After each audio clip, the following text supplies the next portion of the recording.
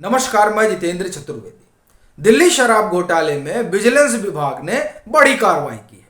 वो क्या है, उस पर आने से पहले इन दिनों जो शराब घोटाले में डेवलपमेंट हुए हैं उस पर भी एक बार की चर्चा कर लेते हैं। वो इसलिए भी जरूरी है क्योंकि जिस शराब घोटाले में अरविंद केजरीवाल की सरकार फंसी हुई है और जिसमें उनके पूर्व उप मुख्यमंत्री तिहाड़ में है, वो मामला अब जिस तरीके से आगे बढ़ रहा है वो साफ बता रहा है कि आने वाले दिनों में कई खुलासे होंगे और वो खुलासे अरविंद केजरीवाल की सरकार की चूल्हे हिला देंगे।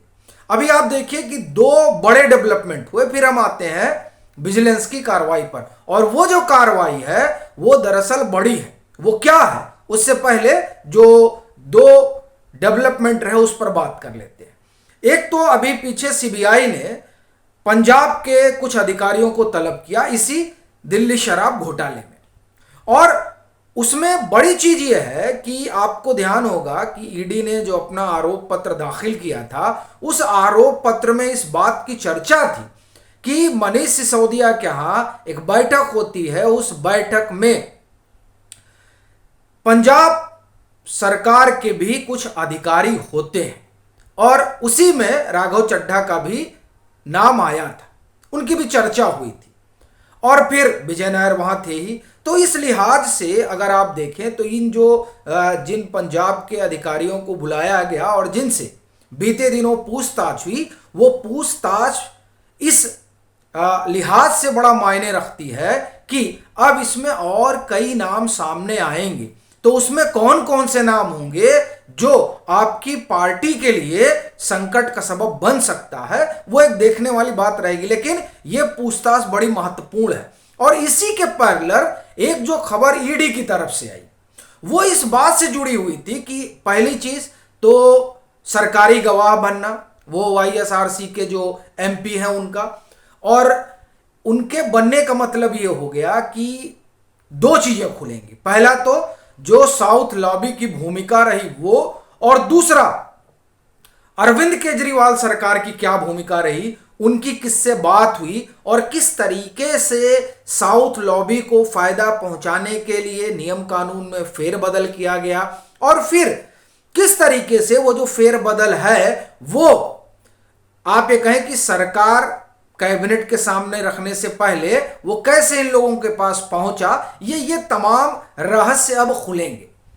एक तो ये बात। दूसरी चीज, ईडी जो तकरीबन 2-2.5 हफ्तों से जो उसने जो 20 लोगों को सम्मन किया और उस लिहाज से जो ट्रांजैक्शन का जांच पड़ताल चल रहा है, वो जांच पड़ताल भी आपके लिए संकट का सबब बनने वाला है। और वो इसलिए कह रहा हूं क्योंकि उसमें वो जो एक एंगल जिस पर ईडी काम कर रही है कि कहीं हैदराबाद से दिल्ली जो पैसा गया है वो चार्टर्ड फ्लाइट के जरिए तो नहीं गया। ये जो एंगल है ये एंगल वाकई में बड़ा सनसनीखेज है।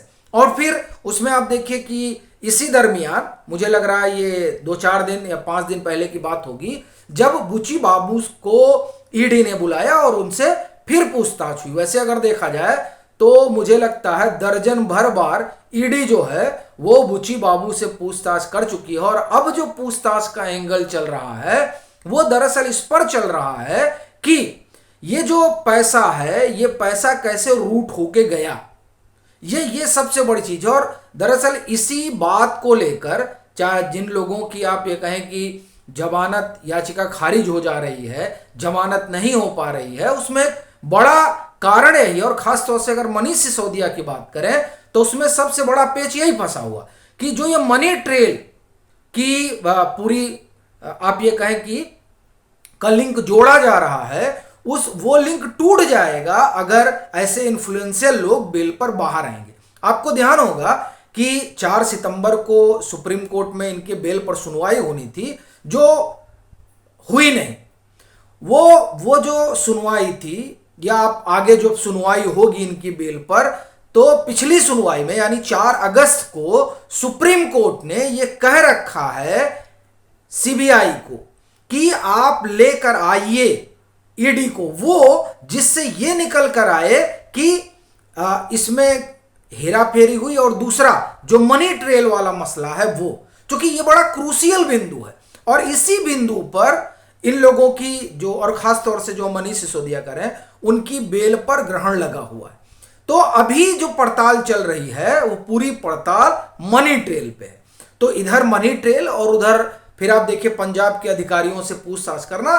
तो ये जो मामला है इस लिहाज से बड़ा गंभीर होता जा रहा है और ये तय माना जा रहा है कि कुछ रोज में इसमें कुछ और बड़ी कार्रवाई होगी और कई खुलासे होंगे, जिस तरह की खबर है। अब हम आते हैं विजिलेंस पर। अब देखिए आप, ये दोनों चीजें हुई और ये जो विजिलेंस ने कारण बताओ नोटिस भेजा है वो नोटिस भी दरअसल इसी शराब घोटाले से जुड़ा हुआ है। क्योंकि आपको ध्यान होगा कि शराब घोटाले में जो मैनिपुलेशन हुआ था, उस मैनिपुलेशन में जो लीगल ओपिनियन थी उसे दरकिनार कर दिया गया था और फिर यह बताया गया कि दरअसल जो पब्लिक ओपिनियन है वो न्यू एक्साइज पॉलिसी के पक्ष में थी और उस पब्लिक ओपिनियन के लिए जो अल्पसंख्यक आयोग है दिल्ली का, उसके जो अध्यक्ष हैं, उनका प्रयोग किया गया। यानी उनके जरिए से फैब्रिकेटेड मेल मंगाई गई, जिस मेल के माध्यम से यह बताया गया कि देखिए जो आम जन है वो किस तरीके से इस न्यू एक्साइज पॉलिसी के पक्ष में है। अब वो जो मेल आई थी फैब्रिकेटेड, जनरेटेड, एजेंसियों ने जांच पड़ताल में उसे पाया कि इस तरह की जो है वो मेल आई। और वो मेल कहां से आई? वो मेल दिल्ली अल्पसंख्यक आयोग की तरफ से आई। बाकायदे वहां लोग बैठाए गए इस बाबत कि आप इस तरह की मेल साझा करिए।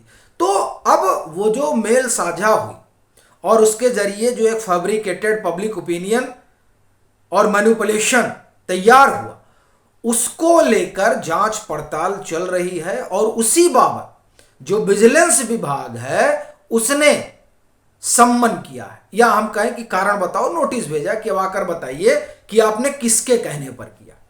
अब आप देखिए कि ये बड़ा कैच है, क्योंकि जाहिर सी बात है किसके कहने पे किया, सवाल यही उठेगा। और यहां अरविंद केजरीवाल कह रहे हैं कि ये फंसाया जा रहा है, मनीष सिसोदिया कह रहे हैं फंसाया जा रहा है, संजय सिंह कह रहे हैं फंसाया जा रहा है, पूरी आम आदमी पार्टी और उनके तमाम नेता प्रवक्ता कह रहे हैं कि दिल्ली के शराब घोटाले में फंसाया जा रहा है, कोई घोटाला हुआ ही नहीं, हमने तो लाभ ही लाभ कमाया है।